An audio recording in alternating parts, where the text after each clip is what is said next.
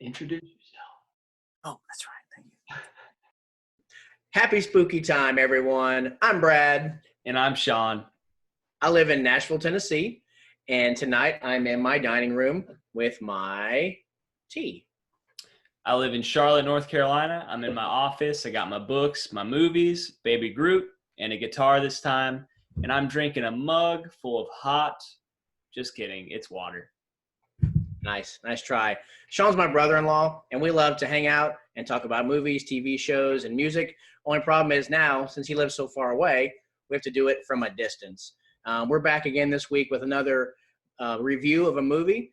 So since we're leading up to Halloween, we decided we wanted to do a scary movie, a horror movie, and we went with Poltergeist, something I haven't seen in a very, very, very long time. I didn't really hardly even remember it at all, but we don't want to only hear what we have to say. We also want to hear what you all have to say. So please remember to join in the conversation in the comments. Poltergeist came out in 1982 and it was directed by Tobe Hooper and produced by Steven Spielberg. And it starred Craig T. Nelson and some other people who I don't remember.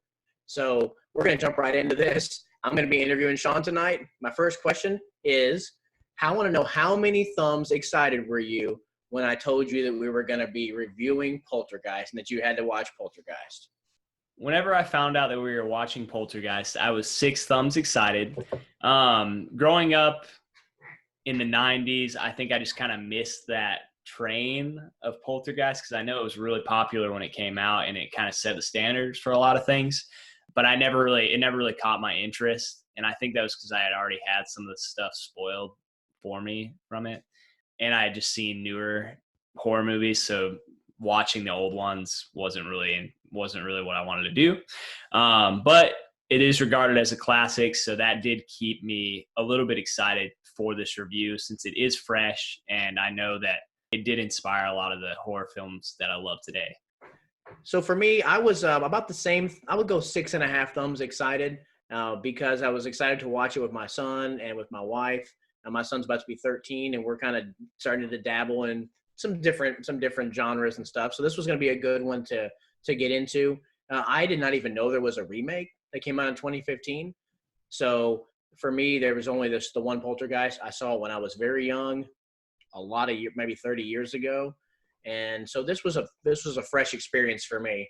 And also want to remind everybody that Sean and I haven't talked at all about this. I don't know what Sean thought. Sean doesn't know what I thought. So this is just our initial conversation. I wanted to go ahead and throw in that I had forgotten to say that I also did see the remake before I saw this, the classic movie. So that kind of already ruined it for me as well because it's basically a shot for shot remake. But with that said, I was still 6 thumbs excited. So. All right. So I was 6.5. So we'll jump right into the things you give thumbs up for and the things you give thumbs down for. Go.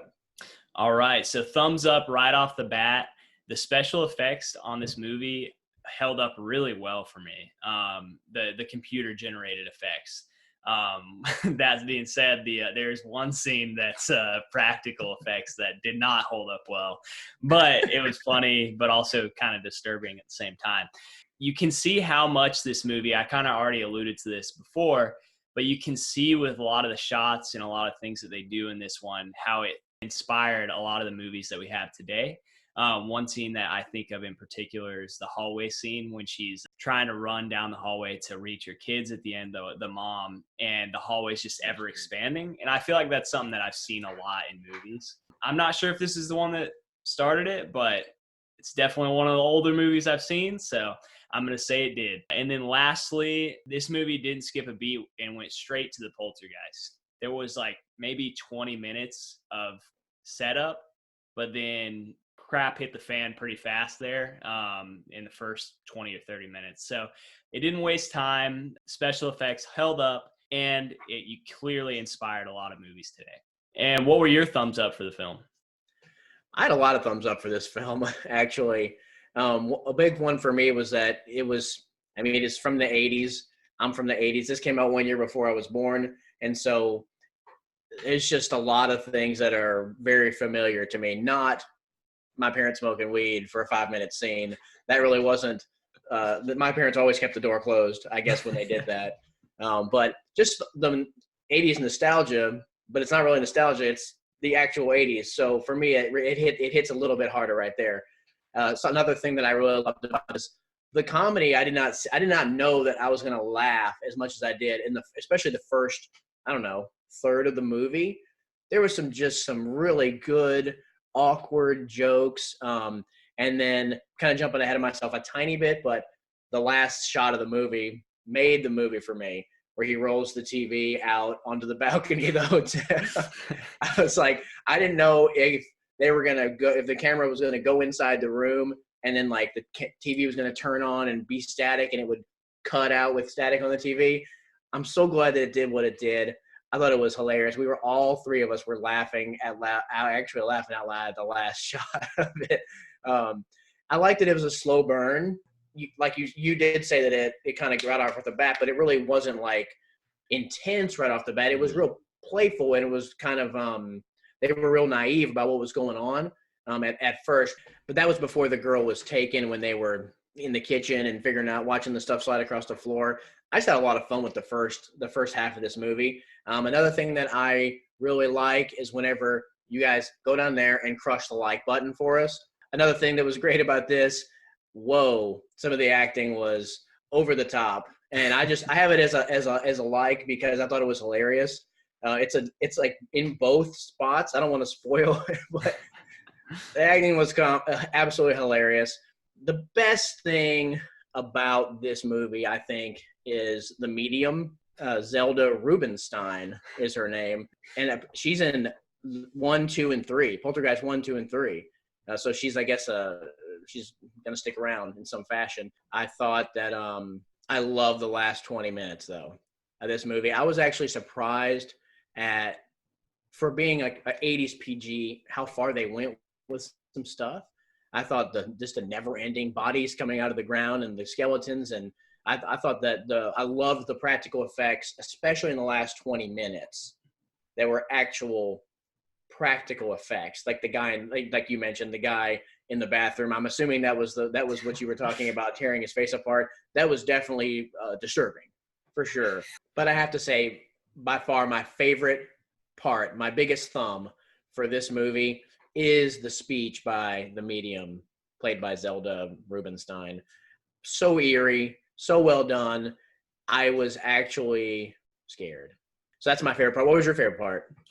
I'd say that my favorite part was probably the practical effects at the end, when the mom, or when everything seems okay, but the kids then all of a sudden get attacked again, and the mom's trying to navigate through the house, and you see this huge ghost monster in front of the door, and that's when all the graves start. So all the practical effects really come into play there at the end, and I love that. But I can't believe that I didn't mention the last scene, like you said earlier as well. Because when me and my wife were watching it, and she was like, that would be totally what you would do if we were after all that happened, just roll that thing out of there. So moving right along, my thumbs down for the movie would be that some of the acting was just a little rough at times. Like you had said, a little over the top. You said you liked it. For me, it just took me out of the movie a little bit. When something was sad or something was shocking, people just reacted very strangely. But that might be realistic because I've never been through this situation. So how am I supposed to know? And lastly, the boss character, the guy that owns the company that the dad works for, he just seemed kind of thrown into the movie to throw in exposition, and also he just shows up at the end, I feel like, just to be the guy that everybody can blame this on.